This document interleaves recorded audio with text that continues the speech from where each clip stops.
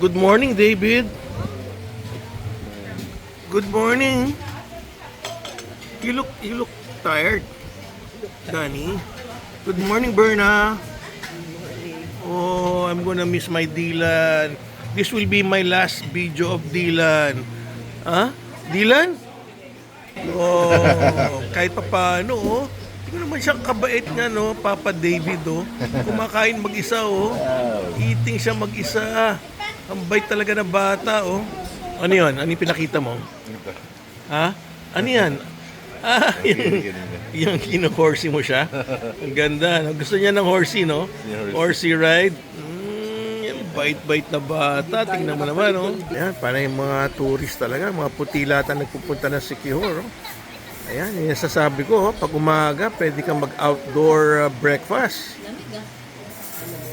Ayan, nakaprada na yung kanyang cart ni Dylan.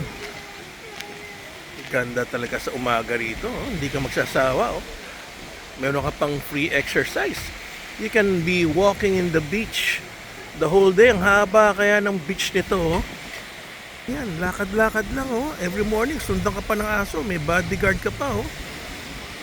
Ang haba kaya ng super haba nitong beach na to. Easily mga I would say mga 2 kilometers. Ayun, ang pinakadulon-dulo, oh.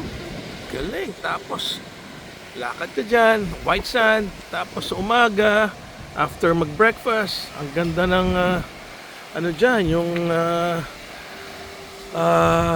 corals, no? Kasi ano na yan, eh. It's a marine sanctuary. Ayan, mga nagbe-breakfast. Yan ang Salamanda. This is the life in Siquijor.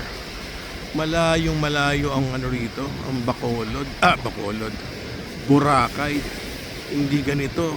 Sa ganitong oras, pagdating sa Boracay, nako, ang dami na kayang tao.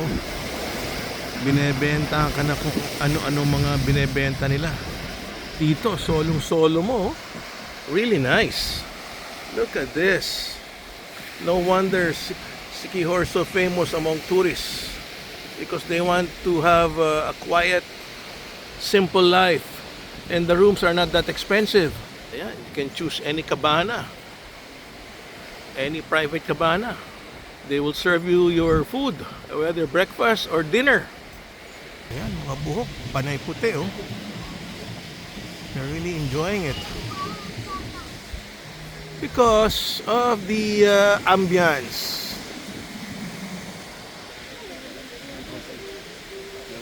Wala pa masyadong nagbe-breakfast.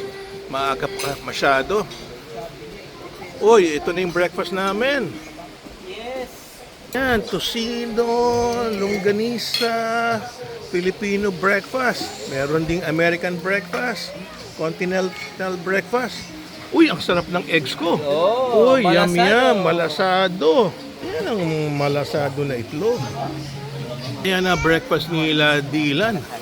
They're coming home today, rain or shine, because they need to work.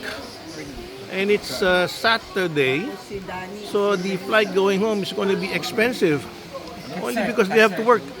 Oh, napagpalit mo? Oo nga naman. Akin yata yung corned beef, eh. Oh. Ayun, nalito. Alright. Yan ang akin.